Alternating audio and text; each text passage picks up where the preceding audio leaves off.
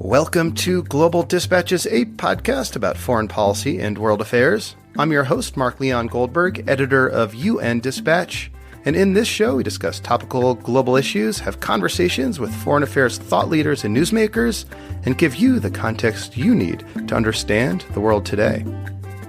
Go to globaldispatchespodcast.com to learn more. And now on with the show.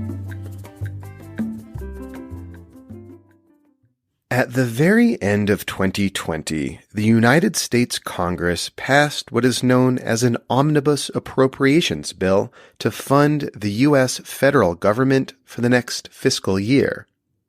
And tucked into this massive appropriations package is a novel approach to peace building in Israel and Palestine.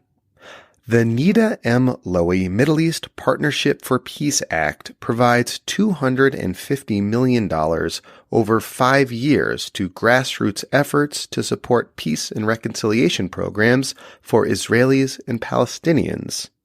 It also goes to support economic development in Palestine. This act is deliberately modeled on a piece of legislation from the 1980s, which supported grassroots peace-building efforts between Protestants and Catholics in Northern Ireland. That effort is credited with laying the foundation for the Good Friday Agreement. My guest today, Joel Brunold, is Managing Director of the S. Daniel Abrams Center for Middle East Peace and former Executive Director of the Alliance for Middle East Peace, where he was the prime advocate for the piece of legislation we are discussing today. We kick off discussing what the act entails and how it is intended to spur support for a multinational fund for grassroots peace-building efforts in the region. And with the official peace process between Israel and Palestine seemingly dead, we discuss what political impact this bottom-up approach to peace may have on the situation on the ground in Israel and Palestine. With all that has been going on in Washington over the past several weeks, this piece of bipartisan legislation did not, I think, get the attention it deserves, so I was very glad to have Joel Brunold on the podcast to discuss it with me today. I think you'll appreciate this conversation. I know I did. And towards the end, we do get into, I think, a really interesting, almost philosophical discussion of what peace building really means. As always, feel free to reach out to me. You can hit me up on Twitter at Mark L. Goldberg or send me an email using the contact button. I love hearing from you guys. Let me know if there is anything on your mind. If there are certain topics you'd like me to cover, let me know. I love to hear from you. All right, now here is my conversation with Joel Brunold. Within the omnibus, the Congress passed the Nita M. Lowey Middle East Partnership for Peace Act. Nita M. Lowey is a now retired long-term member of Congress from Westchester, New York, who was head of the Appropriations Committee, I believe. In the House, the first female leader, and a long-time leader on global health, on women's rights, and on supporting civil society in the Israeli-Palestinian conflict. Yeah, in like the global development circles in which I run, she is a beloved figure for helping steer funding and appropriations for reproductive health around the world. Also, the Sesame Street loves her. She's a big defender of PBS and a few others, and she's all in all the sort of member that all of her staff adore. And you always know that's a great member of Congress when all of her staff adore her to death. So the act establishes a new fund, two new funds, one focused on people-to-people work. So focused on how do we build from the bottom up people-to-people relationships between Jews and Arabs, Israelis and Palestinians. And the second establishes a new program within the DFC, the new International Development Finance Bureau, to fund an economic development program in the West Bank and Gaza focused on building the Palestinian economy and improving trade relationships between the Palestinian economy and the State of Israel. And it packages them so it's together. bifurcated. So it's part is the people to people kind of grassroots peace building. The other is sort of economic development in the West Bank and Gaza Strip.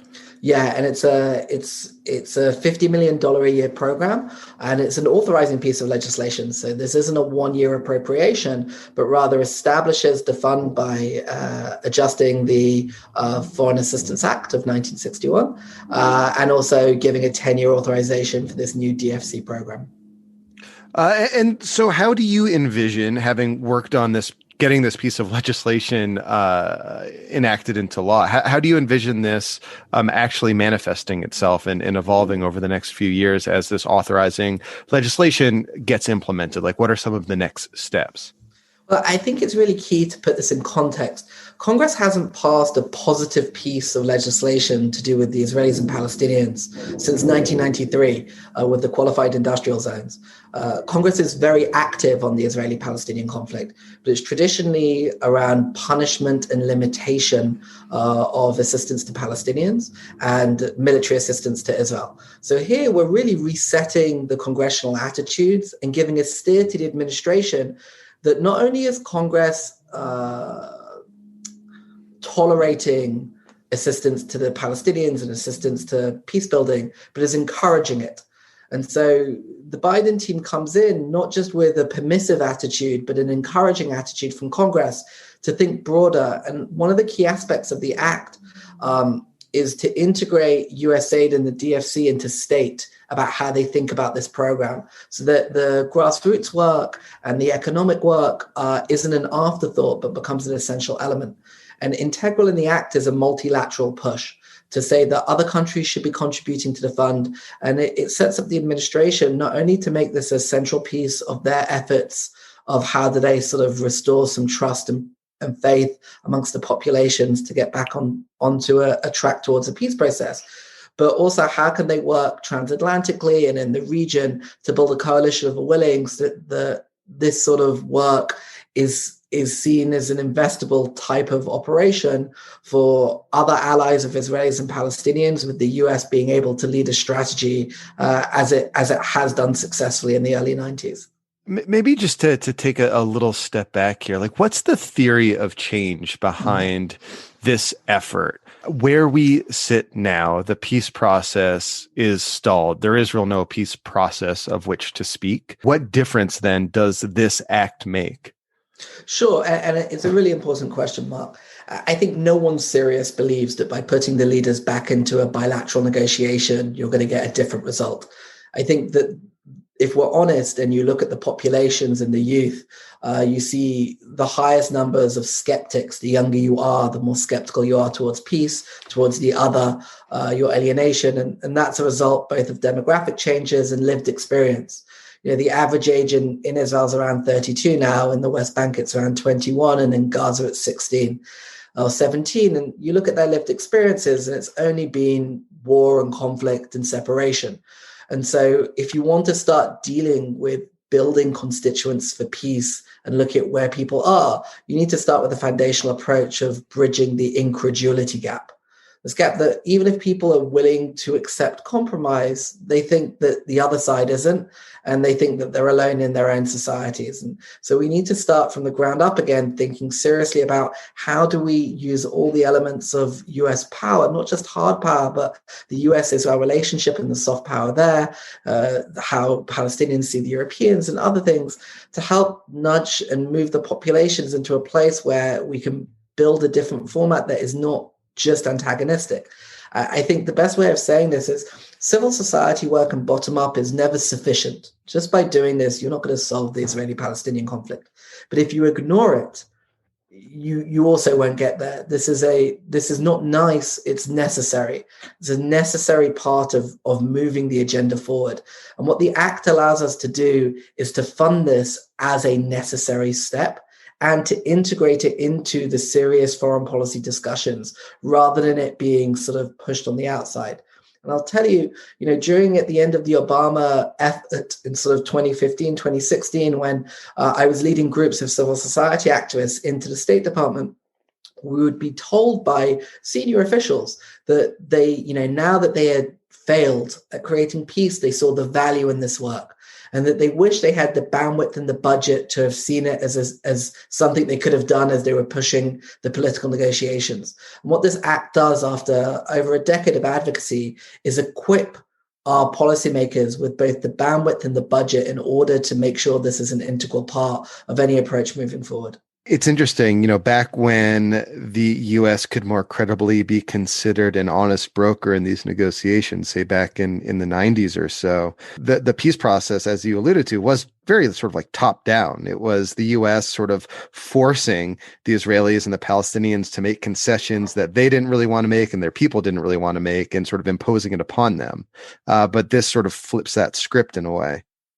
Yeah, and I think it learns from mistakes and successes from other conflicts. So a mistake of Oslo is the first thing the Oslo Accords did was separate the populations, which you could say, okay, but the interests of the parties as the peace process started to stumble was to politically get their populations to agree with them. And so you had parties that, they weren't investing in the sort of counter trends in their society that wanted to get towards peace. And this isn't unique to Israel and Palestine. You look at the failure of the referendum in Colombia and other places. You can't stop civil society funding when you've got a process together. That's actually arguably when you need to do it even stronger. There's a place on Israel-Palestine that we really failed. Whereas if you actually look at the Northern Irish conflict, and the role of civil society banging on the doors during the Good Friday process, demanding that their leaders get to a deal, you see a successful integration of civil society pushing their leaders to be braver than they wanted to be. And, one of the reasons is the international community under US leadership came together to create the International Fund for Ireland in 1986. And, the year that the International Fund for Ireland, which was simultaneously a people-to-people and economic development fund created by Congress and funded by Europeans and Commonwealth states that came off the back of the Anglo-Irish Agreement, in 1986, when it was launched, we were at a time where more people per capita were killed in Northern Ireland than were ever killed in Israel-Palestine. I even think in raw numbers. It was an intensely violent moment. And, it wasn't until 1994 there was a ceasefire, or until 1997 that there was a successful political agreement. And yet throughout that entire time, and since it, there's been dedicated, smart, multilateral funding to try and sustain and keep the peace and to make space. I think that what we've managed to do after a decade of advocacy is to create the possibility of a similar model in the Israeli-Palestinian space. And the US end is one side, and ULMEP, the organization I used to run, is also advocating in London and has got parliamentary support out of the UK, in Europe, and out of key European capitals. I also think now with the Abraham Accords, there's opportunities in the Gulf to really create a coalition of a willing to replicate that same level of multilateral success, to make sure that this isn't an afterthought, and any honest account of where the populations are up to today recognizes a significant challenge and problem that needs to be overcome about how do you return some belief back to the populations themselves. So can you give me some examples of the kinds of, say, civil society organizations, the people-to-people peace building groups that might, say, receive funding or be able to scale up or even, say, establish their work because this funding is now being made available? Like, what are we looking like? What give me some examples of what, this might look like and the impact it might have on the ground. Sure. And you sort of asked for 3 different categories, and that's really important. I think, the civil society groups for the past 10 years have been given sort of 10 million a year through USAID CMM grants and some EU grants as well. And it's helped establish— What's CMM? Sorry, the Conflict Management and Mitigation Grants Program at USAID, which ULMEP helped create. You stumped me with an acronym, sir. Look at that. This is good. That's a magic. I know that's a big deal on this podcast. So there's been 10 years of building the field, which I think is very important, so that there's already capacity there. So I'll give you some examples. So, one example of a really successful program that builds relationships between Arabs and Jews within Israel which is an important category, would be, for example, the hand-in-hand school program, where it is the only educational format where Arabs and Jews are educated together in Israel. And they have 7 schools throughout Israel in communities, and half of it comes from the Israeli taxpayer and half of it comes from philanthropy. And it offers an opportunity to educate children integratedly, both bilingual and learning each other's narratives. And when you look at the Irish example, the importance of integrated education, as well as other examples of, even if you don't integrate the schools, that you have twinnings of schools or shared teachers, which are other programs, is a wonderful example of programs that are expensive but are essential to try and overcome some of the deep societal divisions that just naturally exist in divided societies. Another example of a cross-border program that touches on climate would be one Echo Peace, where this is a Jordanian, Palestinian, Israeli environmental group that was started in '94 that has helped put fresh water into the Jordan River for the first time, going from school kids to municipal to national agreements on water and energy, and how climate actually offers an opportunity to build regional bridges around water energy nexuses. And there's tremendous opportunity to invest in that sort of space. The last one I'll give you would be one called Olive Oil Without Borders, which was sponsored by the Near East Foundation. It's been working in the West Bank since 1918. And here was an olive oil program where there was a deficit of olive oil in Israel, a surplus in Palestine, but no trade relationships since the Second Intifada. And they took a grant from the US government and built those relationships that led to $23 million in trade. But one of the challenges was there was an opportunity to expand it even more. But this was just a civil society program. There was no opportunity to pass it to an economic side. What the new Lowy Fund does is, if this now has graduated to be something truly that's linked into economic development, the DFC can start investing in it and help it grow even further and have more farmers integrated into it. So there's huge opportunities to scale. But the last thing I'll say, Mark, and you asked, what new initiatives? When a new pot of money comes along, it has a honeypot effect. There are parts of civil society that are not traditionally working with the other, but because of the opportunity of legitimate funding, the Israelis really trust US aid, and the fact that it was so widely supported by the breadth of political advocacy in the States. You have traditional civil society groups and, Jewish federations who have twinned with Israeli cities who will be attracted to be working with Arab citizens of Israel, or in Jerusalem with East Jerusalemites, or even some cross-border work, which is encouraging because you want this to have an osmosis effect and to sort of go across civil society and not just be kept in a specific box. And I think that Israeli society, if you look at who's been involved in civil society work ever since 2014, you've seen an increase in religious Zionists getting involved and others. So I'm really attracted about also the potential of new civil society groups coming online, or other groups finding a place for themselves in sort of the important peace building work as well. What you describe is sort of like a constellation of different, almost like small scale interventions, but many of them spread across, relatively small geographic area as well, which is, as you said, very similar to what was happening in Northern Ireland in the, late 1980s when this fund for Northern Ireland got off the ground. As you said earlier, something like 11 years after the fund for Northern Ireland was launched, you had the Good Friday Accords. Like, where do you see this this act and the fund for a broader multilateral fund for peace that it may inspire heading, say, in 11 years? I think, Tony Blair was famous of saying on Northern Ireland, and when he was the quartet representative here, peace is made in the small details. If you look at what the fund in Ireland's doing now around peace walls and other things, it doesn't seem massive to a diplomat dealing with war and peace. But as any local politician will tell you, if you can deal with dignity and improve people's lives in a way that builds codependency, that's how you truly build peace that is resilient. Because for me, and I'll tell you, Mark, peace isn't a state of being, it's a continuum. Peace is not just the absence of violence, okay? It's more than that. Peace is a resiliency against the violence returning. I think that, in 11 years, I hope If we're if the fund has done its job and it's inspired and enables us to think broader with a high ceiling, whether that's about using neutral land in Jerusalem to build a center for the different peace groups, whether it's about scaling these efforts, I would hope that in communities across Israel and Palestine, we've built a resiliency against violence, and that people's respect is about, for local leaders, isn't just about who's been martyred or what army unit you served in. But alongside that, what did you provide for your community, and what opportunities were created through the integration or the partnership of these communities who are traditionally against each other? And it's not Pollyanna-ish. It's real. The land is small. The climate is changing.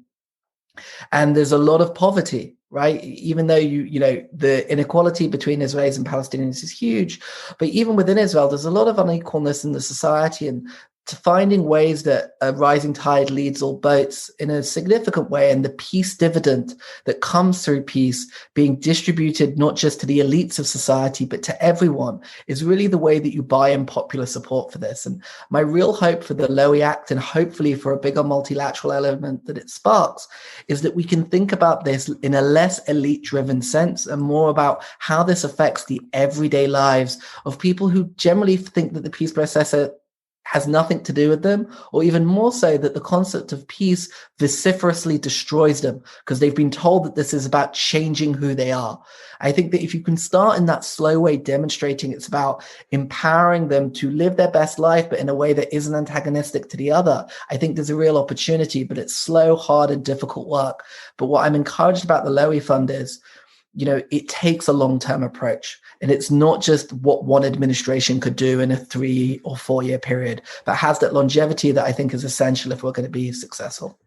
I'm wondering what domestic political lessons here in the United States you can draw from the passage of the act. I mean, on the one hand, this act comes at like a really remarkable time, at the end of the Trump administration, which gave up all pretense of being an honest broker in the Arab-Israeli peace and seemed to do everything it can to inflame and make what ostensibly had been the U.S. position, a two-state solution, farther and farther from a reality by things like moving the embassy to Jerusalem, by defunding the UN Relief and Works Agency, the humanitarian agency that supports humanitarian aid for Palestinians.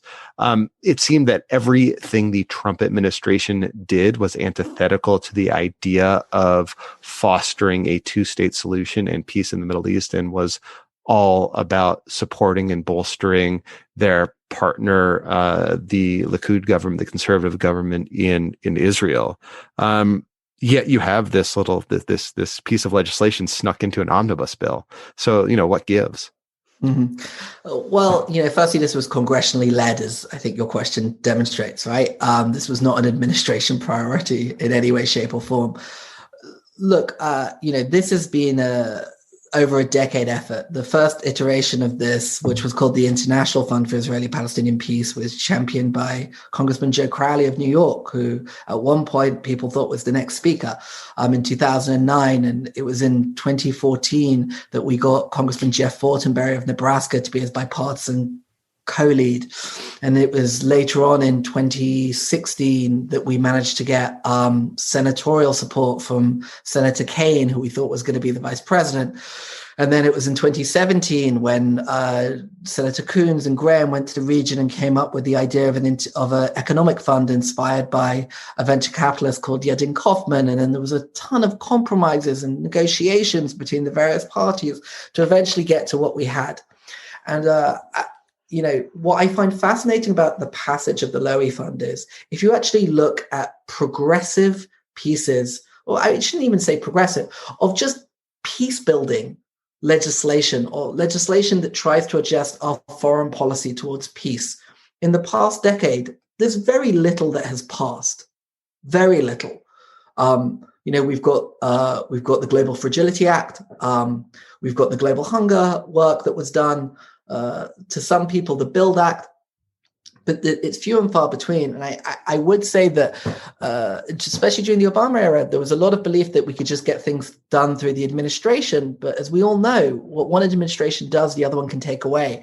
And so the focus on passing legislation, I think, is something we need to focus on. And for me, the main lesson is this: there is a politics policy continuum. And you are never going to pass through Congress something that is perfect policy. And you are also you have to avoid passing something that's just perfect politics that is terrible policy. And, I think that why I'm so proud of how it came out is it straddled that continuum exceptionally well. And I think it hit the sweet spot, attracting support from AIPAC and J Street, from Churches for Middle East Peace and the Conference of Jewish Presidents, which is a coalition you never really see. And it was incredibly difficult to piece together. It took years, took a lot of trust, and a lot of slow, diligent work and phenomenal congressional champions. But and it also helped that you had at a time a Trump administration who just wanted to blow everything up and ignore Congress. I think that when that happens, it emboldens Congress to push back, to say it wants its role in foreign policy. But I will say that the lasting political aspect of the fund on Congress, I would argue, was to reset where the center point lies when it comes to legislation towards the Israeli-Palestinian conflict. As I mentioned earlier, Congress's history on this conflict, is often one that restrains the administration. It restrains them on where to put the embassy. It restrains them about where the PLO can be. It restrains them on what assistance they can give. This is the first encouragement. You should be doing this. Here's money, here's support, here's a congressional advisory board to show that there's a political weight to what you're doing that we support. I think it's reset what centrist policy looks like. There's a ton of space to the right and there's a ton of space to the left for people who want to push for more human rights and accountability to the left, for people who want to push for more work on incitement for the right. There's a lot of space that, of course, will continue to be, and the Israeli-Palestinian conflict will continue to be arguably the most political part of our foreign policy. And yet we've managed to all come together in a place where we could at least all agree that investing from a bottom up towards peace is something that, whether you are conservative, whether you are liberal, whether you're progressive, whether you're extremely pro-Israel or extremely pro-Palestinian, we can come around and say, you know what, this is an essential and. It's not an alternative to anything, but it's an essential addition. And for me, that's often the sweet spot about getting more progressive foreign policy or more peace-building foreign policy through Congress. It's very difficult to replace things, but I think we can create those additions. I mean, is there a concern, though, that this piece of legislation might potentially be a substitute for some of the hard work that's required to reset America's approach to the Middle East? So, I think it's a good question. And I think there's multiple answers. I think the first is the legislation calls for a two-state solution. And even in the establishment clause of the People-to-People Fund calls for a sustainable two-state solution. So this is a and it's integrated into US policy towards two states, which is a huge win. By the way, this is the first entity ever created that has an objective to create a two-state solution. So, I don't really know what more people would want than that in terms of what's actually possible. The second is, as I've said, it's an and, not an or. You can put as much pressure on Israel as you want. If you don't communicate to the people why you're putting that pressure on, you're not going to get anywhere. And, peace building isn't a comfortable place. And nor should it be, which is why I've always found it weird that people put peace building as a progressive issue. It's not. Peace building is a place where everyone loses. You don't win if you're for peace, fundamentally in conflicts. And that's very hard to say. It's a very difficult thing to be in peace building. It doesn't make anyone like you. And that's also progressives. Peace building is not the full adaptation of the Palestinian position, nor is it the full adaptation of the Israeli position. And so, yes, there are some progressive voices that would rather see the Palestinians win and the Israelis lose. And there are some, of course, conservative voices that would rather see the Israelis win and the Palestinians lose. And I appreciate that. I understand those positions. And as I've said, this is not an alternative, it's an addition. But it's peace building. And so it exists alongside everything else we're going to do. But I'd also say to those skeptics, look at the political environment, as you mentioned, that this was passed in. Look at the realities of what it is to pass legislation in Congress where there is no bipartisan consensus of what the US position should be on Israel-Palestine. And given that, to actually find consensus on this is a remarkable feat, and one that shouldn't be seen as an excuse for liberals not to do something. This was bipartisan, Mark. Congressman Fortenberry is as responsible for this legislation as Chairwoman Lowy. This wouldn't have got done without Senator Graham as much as Senator Coons was pushing as well. This isn't a sop to liberals, and it shouldn't be seen as that either. So, I always say to advocates on either side, have at it, go push your legislation, go do whatever it is that you feel you need to do to try and get your point across. But as a peace builder and as someone who advocates and supports those people, everyone's got to give a little if peace is going to happen. Well, thank you so much, Joel. That was a really good answer. You're welcome. All right. Thank you all for listening. Thank you to Joel. That was great. Very helpful. And like I said, I really appreciated his final answer to a question that was a little bit goading on my part, but I know Joel a little bit, and I was glad to draw that answer out of him. Anyway, we'll see you next time. Thanks. Bye.